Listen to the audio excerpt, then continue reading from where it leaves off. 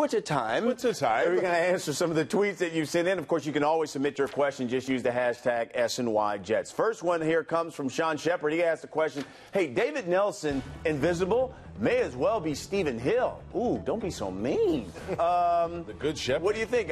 David Nelson had one catch for 6 yards. That big one came, though, right after, to get them a first down after that play was blown dead after the sole timeout gate. But talk to me about David Nelson. No, David Nelson, he's a good receiver. He's tall. He can catch the ball, unlike Stephen Hill, who seems to be allergic to it.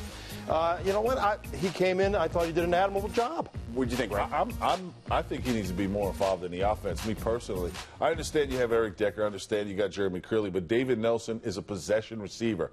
He's a big guy. He goes over the middle. He uses his body very well.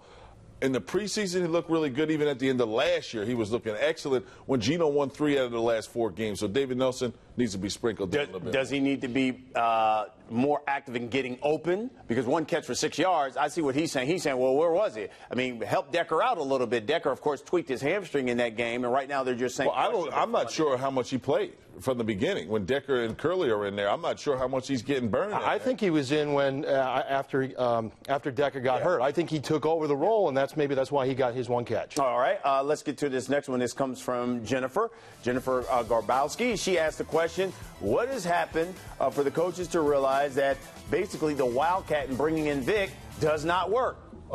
Thank you, Jennifer. You're very studious and you know the game very well. I ask you the same question every single time I talk about the Wildcat, Custer. How many teams have won a championship using the Wildcat? Zero. Jennifer, I have no idea what to tell you. I'm sick and tired of the Wildcat. I agree with you 100%. You know what they should do? They should watch Jets post-game live, because we keep saying it. Stop doing this. It doesn't work. And nobody's afraid of Michael Vick like they think they are. He's not helping out. He's not making defenses go, uh-oh, Michael Vick, what do we do? They're not. All right, this next one here asks the question, what happened to the running game?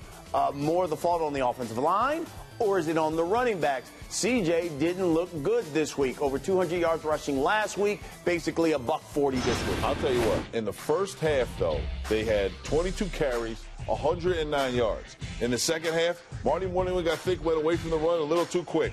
15 carries for 37 yards. When you're holding and you're up that much time, up that many points, Brian, and you got a guy like Aaron Rodgers who could bring his team back like that, you got to run the football. You got to eat up the clock. You got to keep Aaron Rodgers on the sideline.